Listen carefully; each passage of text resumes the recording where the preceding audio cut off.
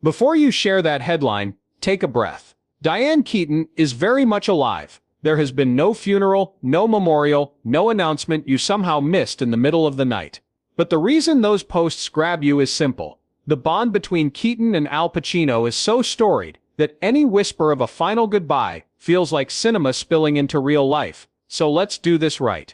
We'll correct the rumor quickly, then give you the powerful tribute you actually came for, why Keaton matters, how Pacino has honored her across the years, and the moments that still make even hardened film fans go quiet. Here's the baseline you can trust. As of today, Keaton continues to appear publicly, celebrate colleagues, and champion projects. The fake funeral cycle is part of a larger rumor machine that preys on nostalgia and speed. It stitches together old photos, cropped timestamps, and solemn music to imply an event that never happened.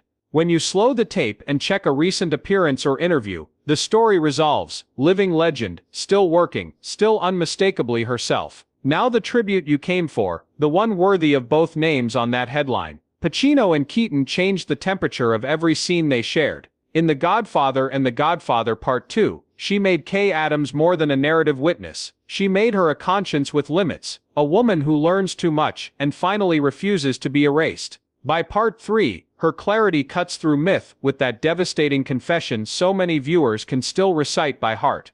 Opposite Pacino's coiled quiet, Keaton brings an X-factor Hollywood can't manufacture: vulnerability with intelligence, warmth that can harden into iron in one breath. Their chemistry isn't heat for its own sake, it's voltage that powers meaning. Pacino has been generous about that partnership. In retrospectives and anniversary conversations, he has praised Keaton's fearlessness, her originality, and the way she forces a scene to live in the present tense. He has credited her with raising his game, surprising him, insisting on truth whether the moment called for wit, hurt, or silence. That is why a tribute from him lands differently. It comes from an artist who understands exactly how difficult her choices are, because he has been opposite those choices take after take. But to honor Keaton, you cannot stop at K. Annie Hall didn't just win an Oscar, it shifted an entire era's idea of how funny, fragile, and stylish a woman could be on screen. Reds proved she could go epic without losing human scale. The First Wives Club reminded studios that midlife comedy with women at the center could be a juggernaut. Something's Gotta Give made her a romantic lead at an age Hollywood usually forgets. Off-screen, the hat-crowned silhouette that photographers adore belongs to a serious photographer and author herself, someone who collects and preserves homes, who curates images, who writes with a voice as singular as her wardrobe.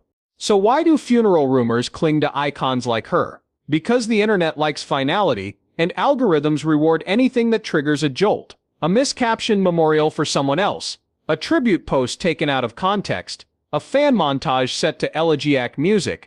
Put those next to a name everyone loves and emotion outruns verification. That's why we start with facts, then pivot to flowers while the person can still receive them. We don't need a eulogy to say what should be said. Imagine Pacino stepping to a microphone at a celebration of Keaton's work. He would not gild the lily. He would talk about timing. Hers is surgical, and courage. The kind that lets an actor stay open on camera long enough to catch lightning. He would talk about surprise, about how she'll throw a line away and somehow make it land harder than a shout. He would call her a partner, a peer, a friend, and he would likely do what he has often done in public settings with her name in the air. Turn the attention back to the craft, to the art they both chased at impossible heights. That's the spirit guiding this story. Correct the rumor, then deliver the honor. Over the next sections we'll map the Keaton-Pacino bond from auditions to afterglow. Pull the best on-record praise from his decades of interviews and revisit the roles that built her legend, so you leave with a picture strong enough to outlast the next fake headline. For now, hold the truth simply. Dianne Keaton is here, and the right tribute doesn't wait for a funeral. It arrives while the applause can still be heard. That's how legends are honored. Truth first, then flowers. No rush today. Start at the beginning. Where the myth was still just a casting sheet, Francis Ford Coppola was assembling a world nobody knew would become cinema's shared memory. And two young actors walked into it from different angles. Al Pacino had stage fire and a camera-ready quiet. Dianne Keaton brought offbeat intelligence, comic buoyancy, and the ability to notice the smallest shift in another person's face. She auditioned for Kay Adams and didn't play her like a placeholder in a gangster epic. She played her like a whole life, brushing up against power and secrecy. That choice changed what the story could hold. When Pacino's Michael looks past her to a destiny she can't accept, the film's heart breaks not with a gunshot but with a door. Coppola's process helped them find that voltage. He favored long rehearsals, family-style table scenes, and the kind of blocking that gives subtext room to breathe. Pacino's approach kept Michael contained, watchful, economical, dangerous, in stillness. Keaton met that stillness with an alert warmth that could turn brittle in an instant. And suddenly Kay wasn't a witness. She was a conscience with a perimeter. Watch The Wedding in Part 1. Sunlight, music, traditions, 1,000 small introductions, all charm until you notice Kay's eyes measuring a world she wasn't born to navigate. Watch the final moment. Michael's lie lands, Kay searches his face for a rescue that doesn't arrive, and the door closes on both her and the audience. It is ruthless and tender at once, a collaboration in silence. Keaton gives Kay a spine that refuses to bend, culminating in the living room confrontation so many viewers still talk about. She doesn't play it as a melodramatic explosion. She plays it as a series of choices a woman makes when truth corrodes every room in her house. Pacino's answer is an eruption that terrifies because it follows so much restraint. The scene works because neither actor blinks. They hold the shot, they let the words sit like ice, and they trust the camera to honor the damage. Tribute language can sound inflated. The work here doesn't need inflation, it needs eyes. Off camera, the respect was obvious in the way they kept speaking about each other. In retrospectives and anniversary conversations, Pacino has praised Keaton's fearlessness and her originality, how she surprises him, how she refuses the easy beat, how she raises the level of the room. Keaton, for her part, has credited Pacino with a commitment that makes truth non-negotiable. That mutual standard is why their scenes feel like live wire even after countless re-watches. You can sense two artists protecting the core of a moment from sentimentality and from cynicism at the same time. The paths that followed crowned both of them as emblems of a decade. Pacino ran a gauntlet of roles that demanded different forms of intensity. Serpico's bruised integrity, The Godfather Part 2's imperial chill, Dog Day Afternoon's raw nerve. Keaton detonated any attempt to pigeonhole her. Annie Hall redefined modern romantic comedy, marrying fragility and wit without apology, and earning her an Oscar. Play It Again, Sam on stage and screen proved her comedic instincts were architecture, not accidents. Later Reds showed she could carry historical sweep, and years after that, Something's Gotta Give in The First Wives Club reminded the industry that desire, timing, and authority aren't a young woman's monopoly. When The Godfather Part 3 reunited Kay and Michael, the actors brought decades of weather to two people who had learned too much. Keaton plays forgiveness and boundary in the same breath. Pacino plays a man grasping for absolution in a world that won't give it. Whatever you think of the film's comparisons to its predecessors, their exchanges land because the history is baked in. You cannot fake time.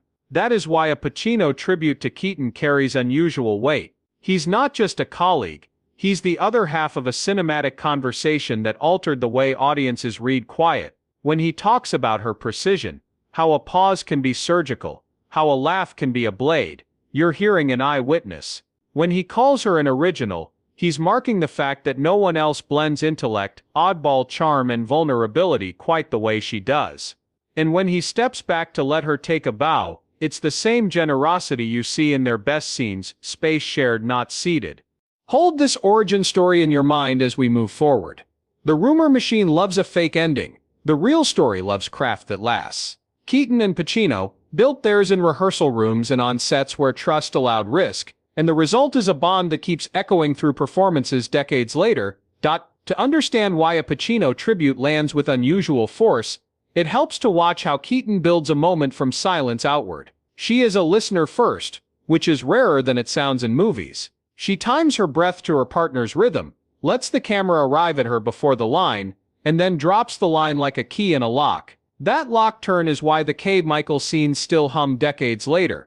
The shock isn't volume, it's precision. When she withholds, the space fills with tension. When she softens, the entire frame breathes. Pacino's economy meets her openness and creates voltage.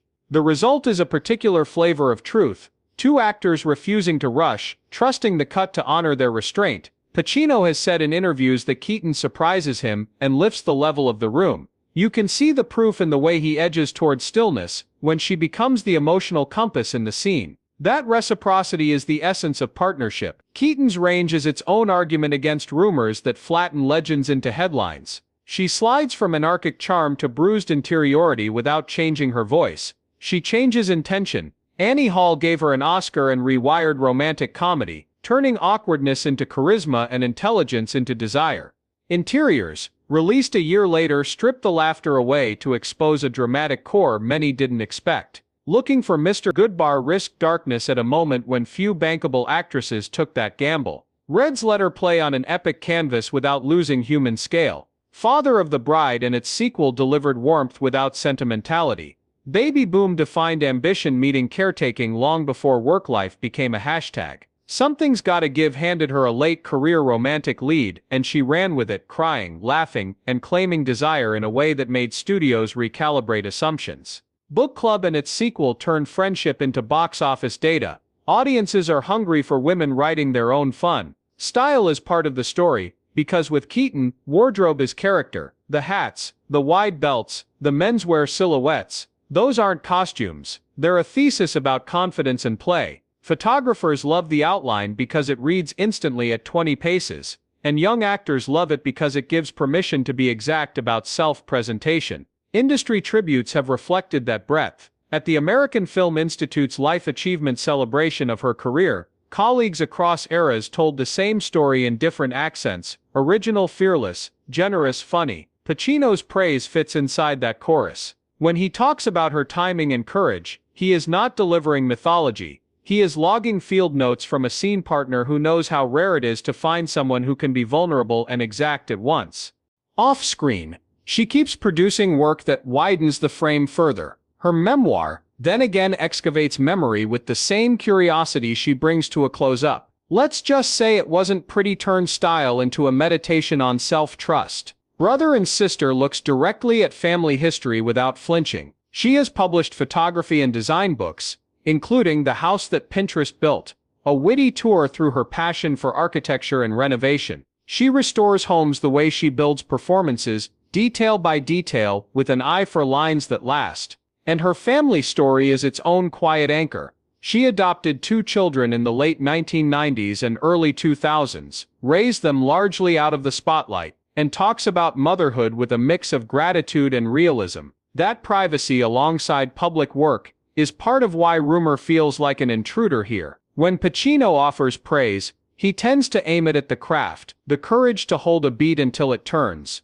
the instinct to cut sweetness with truth, the willingness to stay fully present. Imagine that voice gathered into a single salute, not a eulogy, but a celebration while the artist is here to hear it. That is what we're doing. We correct the false funeral frame, then hand the flowers in full daylight. Keaton is working, appearing, creating. Pacino's admiration is on record across years of interviews and reunions. Together, their shared history explains why the internet keeps trying to turn affection into a goodbye. It doesn't need to. The living bond is powerful enough. In the next section, we'll pull specific moments from retrospectives and reunion conversations, where Pacino's words captured what fans feel, and we'll revisit a handful of scenes that show exactly why those words ring true. Hold your applause for later, but hold the facts now. Diane Keaton is here. The work is ongoing, and the most powerful tributes arrive while the legend can smile back today. Let's pull the receipts and the moments that make a Pacino salute feel like the room holding its breath. When Diane Keaton received the AFI Life Achievement Award in 2017, Pacino's remarks were simple and exact. She is an original, fearless on a set, and the kind of partner who makes you better just by standing in your eyeline. At the Tribeca reunion for The Godfather, he echoed the same notes: her surprise, her timing, the way she refuses an easy beat and forces truth to the surface. None of it was flowery. It sounded like field notes, from a craftsman who has spent decades measuring scenes by what they cost and what they gave back. Now rewatch the work his praise points to. Start at the wedding in part 1. Keaton plays Kay as sunlight, in a room full of shadows, curious, gracious, slightly outside the dialect of the family she is trying to learn. Her lines are few, her eyes do the labor. Across the party, Pacino's Michael is quiet, the future already coiling inside his posture. Their dance feels tentative, then tender, then interrupted by obligations Kay cannot see. That early calibration sets the lifetime storm ahead, her openness meeting his secrecy, her questions meeting his silences. Then, remember the last beat of that film, the door. It is one of the coldest, cleanest visual arguments in movies. Keaton doesn't beg the shot, she gives it clarity. Hope flickers, dies, and she lets the audience feel the exact second her trust hardens into knowledge. Pacino stands in the other room, receiving fealty as Don Corleone. The final cut is a thesis statement about love and power, written with glances. When Pacino later calls Keaton fearless, he's pointing at choices like this: hold still, tell the truth, let the frame do the talking. The living room confrontation arrives like winter. Keaton's Kay has crossed from tolerance to refusal, and she does not raise her voice to earn the right. She simply states the fact that detonates Michael's myth. She ended a pregnancy because she would not bring another of his children into the world. Keaton plays the line without melodrama. She plays it like a verdict. Pacino's answer is volcanic, but what lingers is the silence after the door slams on her again. Tribute language often overreaches. Here, it can be literal. He cannot close the frame on her integrity. It walks out. By part 3, time has altered everything but recognition. In Sicily and New York, Keaton lets Kay hold boundary and forgiveness in the same breath. There is a churchyard walk, where the two of them find a fragile peace, and a piano duet that plays like an alternate life they might have shared. In the Palermo Opera House, as the family's past crashes into the present, Keaton's face registers a mother's helpless witness before Michael's scream tears the air. Pacino's implosion is famous, but her stunned Keatoning stillness is the counterpoint that makes it unbearable. The pair know how to divide a scene, so both halves haunt you. The public tributes keep tracing the same lines back to process. Pacino emphasizes her timing, her willingness to risk awkwardness to reach something real, and the generosity that leaves room for a partner to land. Keaton has described his stillness, his concentration, the discipline that makes a close-up feel like a moral test. This is why their scenes age so well. Their respect is baked in. Watch any reunion conversation, and you can hear the shorthand between them. The memory of difficult days that turned into diamonds. The affection that arrives as jokes. The refusal to pretend the work is anything but hard. Which brings us back to the headline that tried to turn affection into a farewell. You do not need a funeral to justify a tribute. You need the work, the friendship, and the courage to say the flowers out loud while the artist is here to smile. So here they are. Diane Keaton is a singular presence, funny, precise, tender, sharp, and Al Pacino, who measured himself beside her at the highest level, has said so in public over and over. In the next section we'll gather more of those on-record moments, then widen the lens to the full living legacy, books, photographs, restorations, late-career comedies, that proves a legend can keep expanding without a single curtain call. One last check for the record. Keaton is alive and active, appearing at events, publishing, and collaborating. The only thing that deserves solemnity today is the work. Give the flowers, keep the facts, and meet me in the next chapter for Pacino's choicest praise on the record. Pull a few more on-record moments into the light before we widen the lens. At the AFI Life Achievement Award Gala honoring Diane Keaton in 2017, Al Pacino kept his salute spare and exact, calling her an original, fearless in the work. The kind of partner who sharpens you simply by standing opposite. That same year, during the Godfather's Tribeca reunion, he echoed the theme, her surprise, her timing, her instinct to dodge the easy beat and make a scene breathe. On 50th anniversary retrospectives, he has repeated the sentiment in variations. Keaton raises the level of the room, finds truth without grandstanding, and brings a presence that can tilt a moment with a single pause. None of that is myth-making.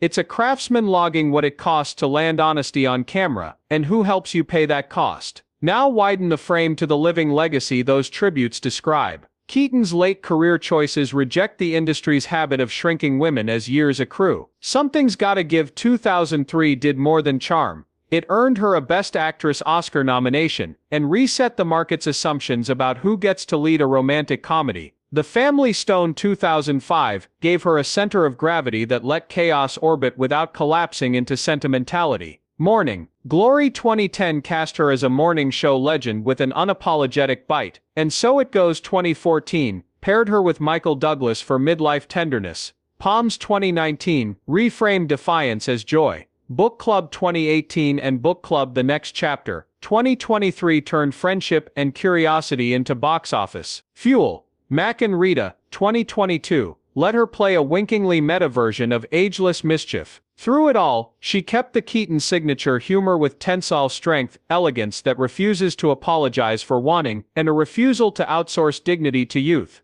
The page has been just as restless. Then Again 2011 is a memoir that reads like a conversation with the past. Her mother's journals braided with her own memory. Fame held beside family in a mirror that doesn't flatter or flinch. Let's just say it wasn't pretty. 2014 turned style into a meditation on self-trust and the pleasure of making your own rules. The House That Pinterest Built 2017 chronicles her design obsession and the discipline beneath the whimsy, a love letter to light, line, and texture. Brother and Sister 2020 looks straight at family history and estrangement, proof that candor can be gentle without being vague. Alongside those volumes sit photography and design projects that track her decades-long habit of collecting images and rescuing spaces others overlook. Home for Keaton is a verb. She has restored and reinvented houses across California, a through line celebrated in glossy profiles and design imprints. The work mirrors her screen presence. Mix rigor with play, keep what's honest, strip what's precious, and let history breathe. You can feel the same instinct in her fashion. Hats, menswear lines, wide belts, not as costume, but as a thesis about authorship. Young artists see permission there. Be exact about how you show up, and the world will learn to read your outline. Public tributes keep circling back to the same core because the evidence keeps multiplying. Colleagues describe her as generous and exact, a partner who gives you room and then asks you to use it. Directors talk about her curiosity on set, her willingness to try the awkward version of a moment to find the living one, her patience with silences that many actors rush to fill. Pacino's praise lands inside that choir because it comes from the other half of a high-wire act that has no net sustained stillness, moral stakes, timing you can't fake. When he says she elevates, he's not handing out adjectives, he's filing an eyewitness report. This is why the fake funeral frame feels so off. It mistakes affection for finality and underestimates audiences who know the difference between elegy and celebration. You do not need a wake to measure a legacy. You need the work, the witness, and the courage to speak gratitude in the present tense.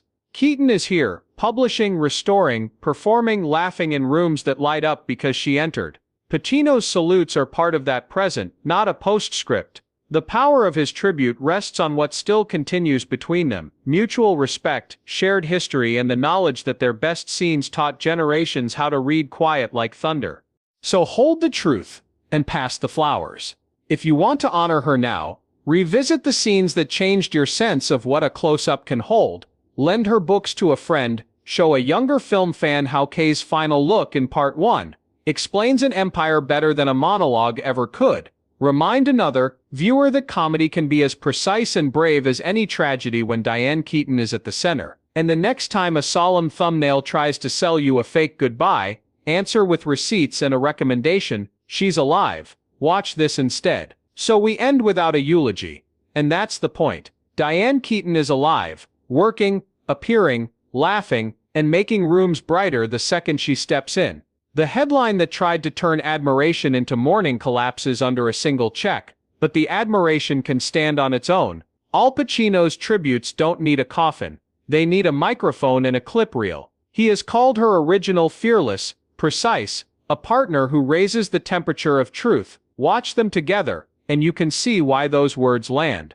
The craft is the receipt, the bond is the context, the fact that both endure is the story. So here's the tribute, given in daylight where it belongs. Keaton changed how we read a close-up. She treats silence as text, humor as architecture, style as thesis. She made Kay Adams the moral perimeter of a myth, then turned around and redefined modern romantic comedy, then kept going. Novels and memoirs, photography and design, restorations that save houses from their own ghosts.